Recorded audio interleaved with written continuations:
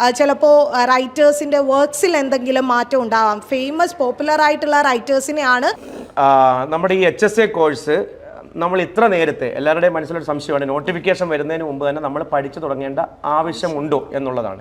അതുപോലെ തന്നെ Emily Dickinson നമുക്കറിയാം എന്തുമാത്രം ക്വസ്റ്റ്യൻസ് ചോദിക്കാനുള്ളൊരു വ്യക്തിത്വമാണ്. പക്ഷേ അവരുടെ ആ ഒരു ടോപ്പിക്കിൽ നിന്ന് ചോദിച്ചാൽ. എല്ലാവർക്കും നമസ്കാരം. HSA ഇംഗ്ലീഷ് പരീക്ഷ 2025 ആദ്യം നോട്ടിഫിക്കേഷൻ വരാൻ പോകുന്നു. എല്ലാവരും കോഴ്സ് ആരംഭിച്ചിട്ടുണ്ട്. എൻട്രിയിൽ വളരെ ഗംഭീരമായിട്ട് നോർമൽ ബാച്ചും ഗോൾഡ് ബാച്ചും ആരംഭിച്ചിരിക്കുകയാണ്. സോ ഞങ്ങൾ HSA ഇംഗ്ലീഷ് കൈകാര്യം ചെയ്യുന്ന എല്ലാ അധ്യാപകരും ഇവിടെ ഒത്തുകൂടിയിട്ടുണ്ട്. സോ നമ്മുടെ ടീം എല്ലാവരെയും ഒന്ന് പരിചയപ്പെടുത്തുക എന്നുള്ളതാണ് ഉദ്ദേശം. എന്നെ നിങ്ങൾക്കറിയാം, ഞാൻ രഞ്ജിത്ത് ആർക്കെ തഴവ, എൻട്രിയിലെ അധ്യാപകനാണ്. ഞാൻ കൈകാര്യം ചെയ്യുന്നത് ഇംഗ്ലീഷ് ഗ്രാമറാണ്. നമുക്കറിയാം ഗ്രാമർ 20 മാർക്കിനുണ്ട്. പിന്നീട് വളരെ പ്രഗത്ഭയായിട്ടുള്ള കഴിഞ്ഞ തവണ HSA ഇംഗ്ലീഷ് ലീഡ് ചെയ്ത് വിജയിപ്പിച്ച നിങ്ങളുടെ പ്രിയങ്കരിയായ അധ്യാപിക ഇവിടെ ഉണ്ട്, മീര മിസ് നിങ്ങളോട് സംസാരിക്കും.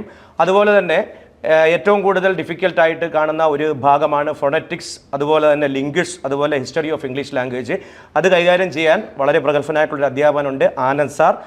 അതുപോലെ ആർഷ മിസ്, നിങ്ങൾക്കറിയാം ആർഷ മിസ് എൻട്രിയിലെ SSC അതുപോലെ തന്നെ HSST English set net coaching കൊടുക്കുന്ന അധ്യാപികയാണ്.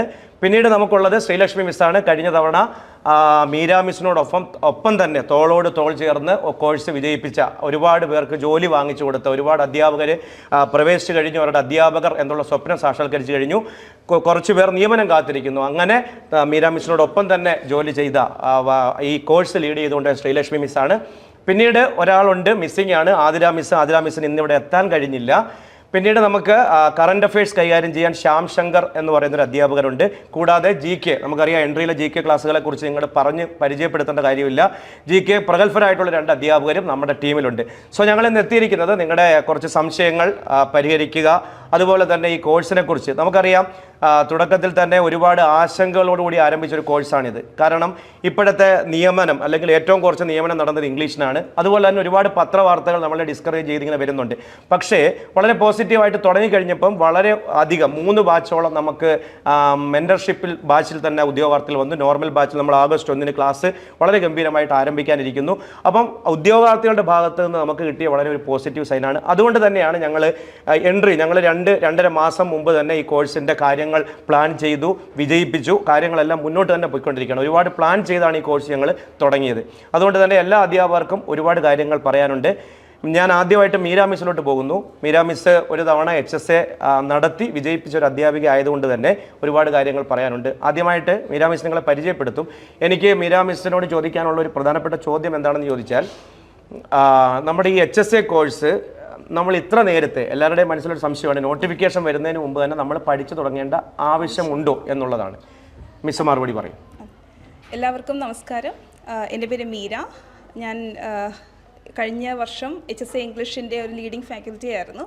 അപ്പോൾ എൻ്റെ ഒരു എക്സ്പീരിയൻസിൽ നിന്നും എനിക്ക് മനസ്സിലായത്, അതുപോലെ ഇപ്പോൾ സാറ് പറഞ്ഞു 3 ബാച്ചോളം ഓൾറെഡി നമ്മൾ ജോയിൻ ചെയ്തിട്ടുണ്ട് അല്ലേ, ഗോൾഡ് ബാച്ചസ് സ്റ്റാർട്ട് ചെയ്തു. അത് തന്നെ ആ ഒരു പോസിറ്റീവ് സൈൻ അല്ലേ, അതായത് പഠിച്ചു തുടങ്ങി, കുട്ടികളൊക്കെ പഠിച്ചു തുടങ്ങി എന്ന് സൂചിപ്പിക്കുന്നതിൻ്റെ സിഗ്നൽ തന്നെയാണ് അല്ലേ സാർ. അപ്പോൾ നമ്മളുടെ പ്രീവിയസ് ഇയർ ക്വസ്റ്റ്യൻസ് ഒക്കെ നമ്മൾ റെഫർ ചെയ്യുമ്പോൾ നമുക്ക് മനസ്സിലാക്കാൻ സാധിക്കുന്നത് സർഫേസ് ലെവലും ഇൻഡെപ്ത് ആയിട്ടുള്ള കാര്യങ്ങളും ഒക്കെ നമ്മളുടെ എക്സാമിന് ചോദിക്കുന്നുണ്ട്. അപ്പോൾ അതുകൊണ്ട് തന്നെ നമ്മളൊരു ഷോർട്ട് ടേം അല്ലെങ്കിൽ നോട്ടിഫിക്കേഷൻ വന്നിട്ട് പഠിക്കാമെന്ന് വിചാരിച്ചിരുന്നു കഴിഞ്ഞാൽ ഒരുപക്ഷെ നമുക്ക് ഈ HSA നേടാനായിട്ട് സാധിക്കില്ല. ചിലപ്പോൾ സിലബസ് കവർ ചെയ്യാനായിട്ട് പറ്റുമായിരിക്കും. അപ്പോൾ അതുകൊണ്ട് തന്നെ എല്ലാവരും ആ ഒരു മാക്സിമം എഫേർട്ട് ഇട്ട്, കാരണം കോമ്പറ്റീഷൻ അത്രയും ടൈറ്റാണ്, അതുപോലെ തന്നെ നിയമനങ്ങൾ കുറവാണ്. നിങ്ങൾ കാണുന്നുണ്ടല്ലോ ന്യൂസ് പേപ്പറിലും ഓരോ കാര്യങ്ങളൊക്കെ നമ്മൾ കാണുന്നുണ്ട്. അവിടെ നമ്മൾ പോസിറ്റീവ് സൈഡ് മനസ്സിലാക്കണം. നമ്മൾ കഴിഞ്ഞ ദിവസം ഒരു വെബിനാർ ചെയ്തിരുന്നു, അതായത് നിയമനങ്ങൾ നടന്ന ജില്ലകളും ഉണ്ട്. അപ്പോൾ ആ ഒരു 50 റാങ്കിലൊക്കെ എത്താനായിട്ടുള്ളൊരു ശ്രമമാണ് നമ്മൾ ചെയ്യേണ്ടത്. അതിനുവേണ്ടി എൻട്രി ആപ്പ് സജ്ജമാണ് എന്ന് തന്നെ ഞാൻ പറയുന്നു. അതുകൊണ്ട് തന്നെ നിങ്ങൾക്ക് വിശ്വസിച്ച് ഞങ്ങളുടെ ഈ ഒരു കോഴ്സിൽ ജോയിൻ ചെയ്യാം. Thank you miss. അടുത്തതായിട്ട് നിങ്ങളുടെ മുമ്പിൽ പരിചയപ്പെടുത്താനുള്ളത് ആനന്ദ് സാറിനെയാണ്. ആനന്ദ് സാറ് വളരെ പ്രഗത്ഭനായിട്ടുള്ളൊരു അധ്യാപകനാണ്. നമ്മൾ ഈ കോഴ്സ് തുടങ്ങിയപ്പോൾ നമ്മൾ ആദ്യം ആഗ്രഹിച്ച കാര്യം, നമുക്ക് ഫോണറ്റിക്സ് ലിംഗ്വിസ്റ്റ്, അതാണ് എല്ലാവരും ഒരു പ്രയാസത്തോടെ കാണുന്ന ഒരു ഭാഗം. 10 മാർക്ക് ആ മേഖലയിൽ നിന്ന് ചോദ്യമുണ്ട്. അപ്പോൾ അതുകൊണ്ട് തന്നെ നല്ലൊരു അധ്യാപകനെ കിട്ടണം എന്നുള്ള ശ്രമത്തിൻ്റെ ഭാഗമായിട്ടാണ് അദ്ദേഹത്തിലേക്ക് നമ്മൾ എത്തുന്നത്. അപ്പം എല്ലാ ഉദ്യോഗാർത്ഥികളുടെ മനസ്സിലുള്ള ഒരു സംശയമായിരിക്കും ഈ ഫോണറ്റിക്സ്, ലിംഗ്വിസ്റ്റ്, അതുപോലെ തന്നെ ഹിസ്റ്ററി ഓഫ് ഇംഗ്ലീഷ് ലാംഗ്വേജ്, ഇത് പഠിച്ചെടുക്കേണ്ടതിൻ്റെ ആവശ്യകതയും ഇത് എങ്ങനെയായിരിക്കാം നമുക്ക് തുടക്കം മുതലേ പഠിച്ചെടുക്കാൻ കഴിയുക. അപ്പോൾ ഇതിനുള്ള ഉത്തരം സാർ നിങ്ങളോട് പറയുന്നതായിരിക്കും. രണ്ട് കാര്യങ്ങളാണ് അതിൽ എനിക്ക് പറയാനുള്ളത്. ഒന്ന്, ഇപ്പോൾ പലപ്പോഴും നമ്മൾ സാഹിത്യം പഠിക്കുമ്പോഴാണെങ്കിൽ പോലും, ബി എക്കാണെങ്കിലും എം എക്കാണെങ്കിലും ഒക്കെ സാഹിത്യം പഠിക്കുമ്പോഴാണെങ്കിൽ പോലും നിവർത്തി ഉണ്ടെങ്കിൽ പിള്ളേർ പഠിക്കാൻ താല്പര്യപ്പെടാത്ത 3 ടോപ്പിക്സാണ് ഫോണറ്റിക്സും ലിംഗ്വിസ്റ്റിക്സും. പിന്നെ പി ജിക്ക് ഗ്രാമർ ഇല്ല, ഗ്രാമർ ഉണ്ടായിരുന്നെങ്കിൽ പകുതി പേര് പാസ്സാവില്ല എന്ന് തമാശയ്ക്ക് പറയും. അപ്പോൾ ഈ 3 ടോപ്പിക്സും നിവർത്തി ഉണ്ടെങ്കിൽ കാര്യം ഇംഗ്ലീഷ് സ്റ്റുഡൻസ് ആണ് പി ജി ചെയ്യുകയെന്ന് പറയുമെങ്കിൽ നമ്മൾ പഠിക്കാൻ താല്പര്യപ്പെടില്ല എന്ന് പറയുമ്പോഴും, നമ്മൾ കോമ്പറ്റേറ്റീവ് എക്സാംസിലേക്ക് വരുമ്പോഴും ഞാൻ പലപ്പോഴും കണ്ടിട്ടുള്ളൊരു ട്രെൻഡ് എന്താണെന്ന് വെച്ചാൽ, ഇപ്പോൾ സാറ് പറഞ്ഞ പോലെ 10 മാർക്കിൻ്റെ ചോദ്യമാണ്. അപ്പോൾ 10 മാർക്കല്ലേ ഉള്ളൂ, അപ്പോൾ ബാക്കിയുള്ളതിൽ കോൺസെൻട്രേറ്റ് ചെയ്യുക. ഇപ്പോൾ കഥയും കവിതയൊക്കെ ആണെങ്കിൽ കുറച്ചുകൂടെ എളുപ്പമാണ്, ഓർത്തിരിക്കാം, പഠിക്കാൻ എളുപ്പമാണ്, മനസ്സിലാക്കാം. അപ്പോൾ പലരും ആ താല്പര്യക്കുറവ് കൊണ്ടും കൂടി ഫോണറ്റിക്സിനോടൊരു വിമുഖത കാണിക്കാറുണ്ട്. പക്ഷേ ടീച്ചർ പറഞ്ഞ പോലെ റാങ്ക് ലിസ്റ്റിലേക്ക് വരുമ്പോൾ 2 മാർക്കിനും 4 മാർക്കിനും ഒക്കെയാണ് ഒരാൾ 2ാം സ്ഥാനത്ത് നിന്ന് ലെറ്റ്സ് ഒരു 50ാം സ്ഥാനത്തേക്ക് മാറിപ്പോകുന്നത്. അപ്പോൾ ഈ 2 മാർക്ക്, എൻ്റെ ക്ലാസ്സിൽ ഞാൻ എപ്പോഴും പറയാറുള്ളൊരു കാര്യം, ഈ 2 മാർക്ക് എന്ന് പറയുന്നത് പലപ്പോഴും പോകുന്നത് ഗ്രാമറിൽ നിന്നോ ഫോണറ്റിക്സിൽ നിന്നോ ആയിരിക്കും. അപ്പോൾ അതുകൊണ്ടാണ് നിങ്ങൾ ലിംഗ്വിസ്റ്റിക്സിനോ ഫോണറ്റിക്സിനോ കുറച്ചും കൂടി ഒരു പ്രാധാന്യം കൊടുത്ത് പഠിക്കേണ്ടത്. പിന്നെ ഇതെങ്ങനെ പഠിക്കണം, അല്ലെങ്കിൽ എത്രത്തോളം ഇതിനൊരു പ്രാമുഖ്യം കൊടുക്കണം എന്ന് ചോദിക്കുമ്പോൾ അവിടെ ഞാൻ എപ്പോഴും പറയാറുണ്ട്, ഇതൊരു ക്രിറ്റിസിസം അല്ല, പക്ഷെ പലപ്പോഴും നമ്മുടെ നാട്ടിൽ, ഇപ്പോൾ സാറ് പറഞ്ഞ പോലെ എനിക്ക് ഫോണറ്റിക്സ് സാധാരണ എല്ലാവരും അത്ര താല്പര്യത്തോടെ എടുക്കാനും ഇഷ്ടപ്പെടുന്നൊരു വിഷയമല്ല. അപ്പോൾ എനിക്കിതിനോട് താല്പര്യമുള്ള ഒരാളായിരുന്നില്ല ഞാനും. എനിക്കിതിനോടൊരു താല്പര്യമോ അല്ലെങ്കിൽ സ്പെഷ്യലൈസേഷനോ വരുന്നത് എം.എയും കഴിഞ്ഞ് ഒരു 3-4 വർഷം കഴിഞ്ഞ് നമ്മുടെ ഹൈദരാബാദുള്ള ഇംഗ്ലീഷ് ആൻഡ് ഫോറിൻ ലാംഗ്വേജ് യൂണിവേഴ്സിറ്റിയിൽ പോയിട്ട് ഞാൻ 2 കോഴ്സുകൾ ചെയ്തു. അപ്പോൾ അതിൽ ലിംഗ്വിസ്റ്റിക്സും ഫോണറ്റിക്സും ഒക്കെ ആ കോഴ്സിൻ്റെ ഭാഗമാണ്. ഇവിടെ ഞാൻ എം എക്കോ ഞാൻ എൻ്റെ ടീച്ചേഴ്സിനെ കുറ്റം പറയുകയല്ല, പക്ഷേ ഇവിടെ നമ്മൾ ബി എക്കോ എം എക്കോ പഠിച്ച ഒരു രീതിയിലേ അല്ല അവർ ഈ വിഷയങ്ങളെ സമീപിക്കുന്നത്. നമുക്കിപ്പോഴും ഫോണറ്റിക്സിനോടൊരു വിമുഖത, അല്ലെങ്കിൽ ലിറ്റററി തിയറിയോടൊക്കെ ഒരു വിമുഖത വരുന്നത് എന്താണെന്ന് വെച്ചാൽ, നമ്മളിവിടെ സിലബസ് തീർക്കുക എന്നൊരു നെട്ടോട്ടത്തിൽ ബൈഹാർട്ട് പഠിക്കുന്ന സബ്ജക്റ്റുകളായിട്ടാണ് ഇതിനെ കാണുന്നത്. ഇപ്പോൾ എന്നെ ഇവിടെ പഠിപ്പിച്ചിരുന്ന പല ടീച്ചേഴ്സും ഞങ്ങൾക്ക് സ്ഥിരം ക്ലാസ്സിൽ വന്ന് പറയുമായിരുന്നു, കഥയും കവിതയും നാടകവും പഠിക്കുന്ന പോലെ അല്ല, ഫോണറ്റിക്സ് നിങ്ങൾക്ക് മനസ്സിലാക്കിയോണ്ട് കാര്യമില്ല, കാരണം അങ്ങോട്ടും ഇങ്ങോട്ടും മാറിപ്പോവും. ശരിയാണ് കേട്ടോ, അവർ പറഞ്ഞൊരു കാര്യമുണ്ട്. പക്ഷേ ഈ ഫ്ലൂവിൽ പോയപ്പോഴാണ് ഞാൻ മനസ്സിലാക്കിയത്, നമ്മൾ റോട്ട് ലേണിംഗ് അഥവാ ബൈഹാർട്ട് പഠിച്ച് ഫോണറ്റിക്സിനെയോ ലിംഗ്വിസ്റ്റിക്സിനെയോ സമീപിച്ചാൽ ഒരു എം എ പരീക്ഷ, ഡിസ്ക്രിപ്റ്റീവ് പരീക്ഷയൊക്കെ പാസ്സാവാൻ ഹെൽപ്ഫുള്ളാണ്. പക്ഷേ നമുക്കൊരു പ്രാക്ടിക്കാലിറ്റിയിലേക്ക് വരുമ്പോൾ ഇതൊന്നും നമ്മുടെ തലയിൽ കാണില്ല.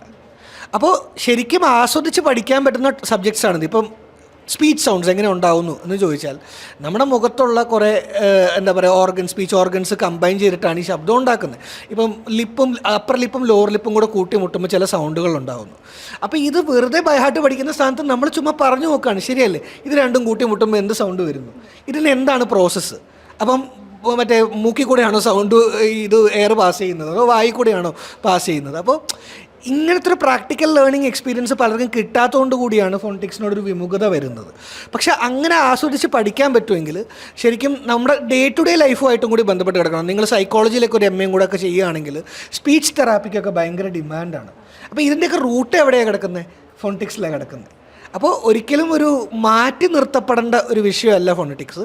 ഫോണറ്റിക്സിന് ഈ രീതിയിലുള്ള ഒരു എക്സ്റ്റെൻഡഡ് യൂസും കൂടെ ഉണ്ട്. അപ്പോൾ നിങ്ങൾ HSK പഠിക്കുന്നു എന്ന രീതിയിൽ മാത്രമല്ല, 10 മാർക്കിനുള്ള രീതിയിൽ മാത്രമല്ല, നിങ്ങൾ അധ്യാപകരായിട്ട് എവിടെ ചെല്ലുമ്പോഴും നിങ്ങളുടെ കുട്ടികളുടെ അടുത്തേക്കാണെങ്കിലും ആസ്വാദകരമായി കൊണ്ടു ചെല്ലാൻ പറ്റുന്ന, കുട്ടികൾ എൻജോയ് ചെയ്യുന്ന ഒരു സാധനം കൂടിയാണ്. നിങ്ങൾ നമ്മുടെ HSCയുടെ ക്ലാസ്സുകൾ എൻ്റെ ലൈവ് ക്ലാസ്സിലൊക്കെ ഇരുന്നിട്ടുണ്ടെങ്കിൽ നമ്മൾ കുറേ റോട്ട് ഡ്രിൽ എക്സസൈസൊക്കെ ചെയ്യും. ഈ സ്പീച്ച് പ്രൊഡക്ഷനുമായിട്ട് ബന്ധപ്പെട്ട ചില എക്സസൈസ് യൂട്യൂബ് സെർച്ച് ചെയ്താൽ നിങ്ങൾക്ക് കിട്ടും. റിലാക്സിങ് എക്സസൈസസ് എന്നൊക്കെ പറഞ്ഞിട്ട് ചെയ്ത് കഴിഞ്ഞാൽ കിട്ടും. അപ്പോൾ ഇതൊക്കെ നിങ്ങളൊരു ക്ലാസ്സിൽ പോയിട്ട് ചെയ്യിക്കുകയാണെങ്കിൽ ആ കുട്ടികളുടെ റിസപ്ഷൻ ഭയങ്കരമായിരിക്കും. അവരേറ്റവും ആസ്വദിച്ച് ചെയ്യുന്ന ഒരു സാധനമാണ്. അപ്പോൾ ഇത്തരം കാര്യങ്ങളൊക്കെ ട്രൈ ചെയ്യാനും കൂടി നിങ്ങൾ ശ്രമിക്കുക. സാർ പറഞ്ഞ പോലെ 1 വർഷം നമുക്ക് ഏകദേശം ഉണ്ട്.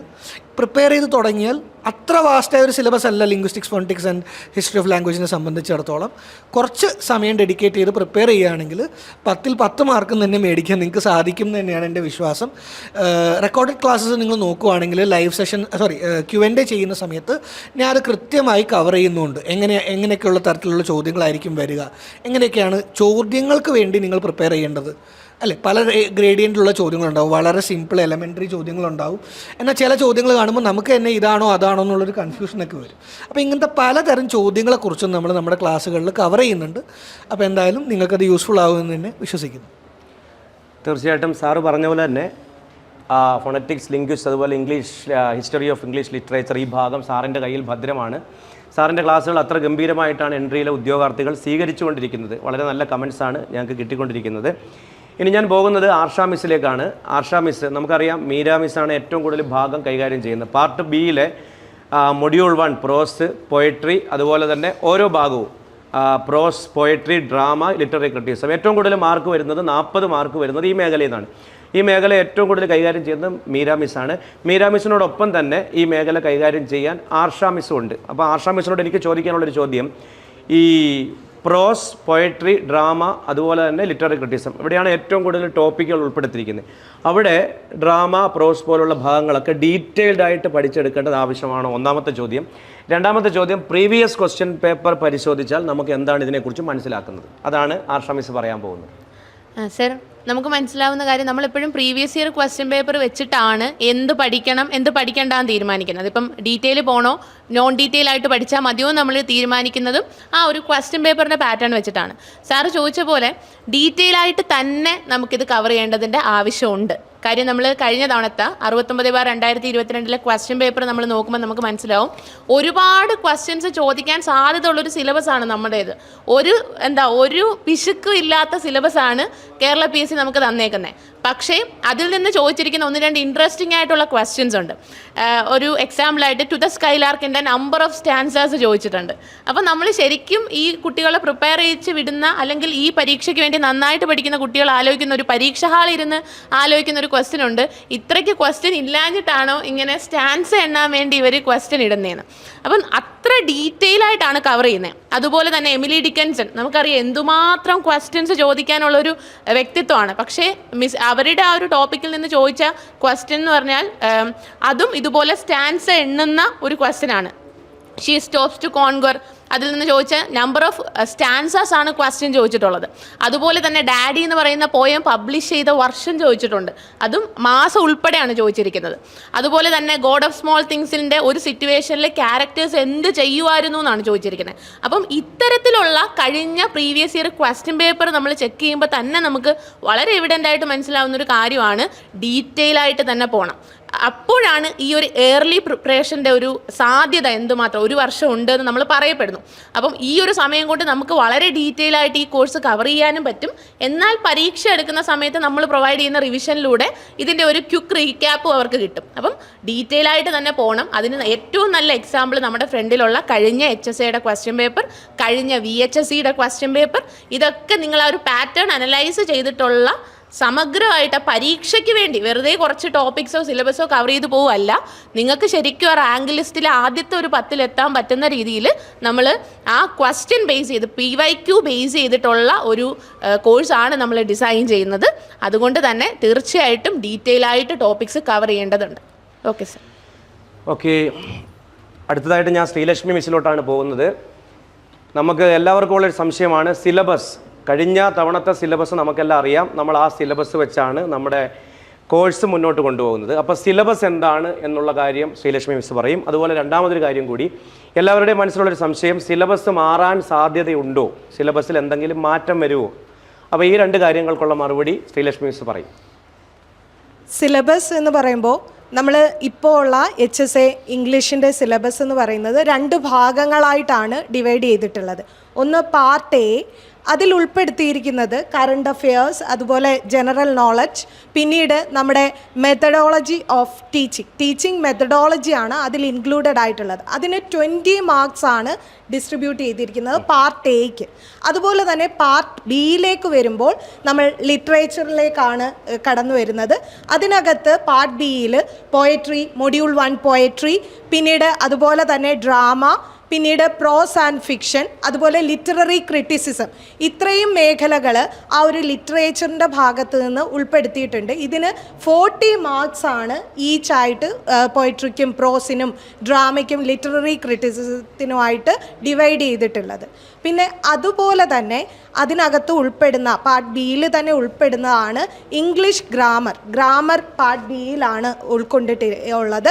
അതിന് 10 മാർക്സ് ആണ്, 10 മാർക്സ് ആണ് അതിന് ഡിസ്ട്രിബ്യൂട്ട് ചെയ്തിരിക്കുന്നത്. അതുപോലെ മെത്തേഡ്സ് ഓഫ് ടീച്ചിങ് എന്നുള്ള ഒരു പോർഷൻ ഉണ്ട്, അതിനും 10 മാർക്സ് ആണ് കൊടുത്തിട്ടുള്ളത്. അപ്പോൾ ടോട്ടൽ 80 മാർക്സ് ആണ് ഈ ഒരു പാർട്ട് ബിയിൽ നിന്ന് നമുക്ക് നേടാനുള്ളത്. അപ്പോൾ 20 മാർക്സ് പാർട്ട് എയിലും 80 മാർക്സ് പാർട്ട് ബിയിലുമായിട്ടാണ് ഈ ഒരു 100 മാർക്സിലേക്ക് നമ്മൾ എത്തുന്നത്. അപ്പോൾ സിലബസിനെ കുറിച്ച് നമ്മൾ ആധികാരികമായിട്ട് സിലബസ് എന്താണ്, ഏതൊക്കെ രീതിയിലാണ് മാർക്സ് ഡിസ്ട്രിബ്യൂട്ട് ചെയ്തിരിക്കുന്നത്, ഏതൊക്കെ പോർഷനിലാണ് നമ്മൾ കൂടുതൽ കോൺസെൻട്രേഷൻ കൊടുക്കേണ്ടത് എന്നുള്ളത് നമ്മൾ സിലബസ് മനസ്സിലാക്കിയാലാണ് കൂടുതൽ വ്യക്തമാകുന്നത്. അതുപോലെ തന്നെ സിലബസിന് മാറ്റമുണ്ടോ എന്നുള്ള ഒരു ചോദ്യം, അത് സത്യത്തിൽ ഇപ്പോൾ ആ ചോദ്യത്തിന് ഒരു പ്രസക്തി അധികമായിട്ടില്ല. കാരണം നമ്മളിപ്പോൾ ആദ്യത്തെ ഒരു ചുവട് വയ്ക്കുക എന്ന് പറയുന്നതാണ് ഫസ്റ്റ് നമ്മൾ ചെയ്യേണ്ട ഇനിഷ്യൽ സ്റ്റെപ്പ് എന്ന് പറയുന്നത്. പിന്നീടുള്ള അൾട്ടിമേറ്റ് റിസൾട്ട് എന്ന് പറയുന്നത് അത് നമ്മുടെ ആ ഒരു ലേണിംഗ് പ്രോസസ്സിൽ നമുക്ക് കിട്ടുന്ന നമ്മളുടെ ആ ഒരു ലേണിങ്ങിൽ ഉള്ള നമ്മുടെ ലാസ്റ്റ് റിസൾട്ടാണ്, നമ്മുടെ അൾട്ടിമേറ്റ് ഗോളാണ്. ഞാനിവിടെ ടെന്നീസൻ്റെ യുലിസസ് എന്നുള്ള പോയത്തിലെ ഒരു ലൈൻസ് കോട്ട് ചെയ്യുകയാണ്. To strive, to seek, to find and not to yield. നമ്മൾ ഹാർഡ് വർക്ക് ചെയ്യുക.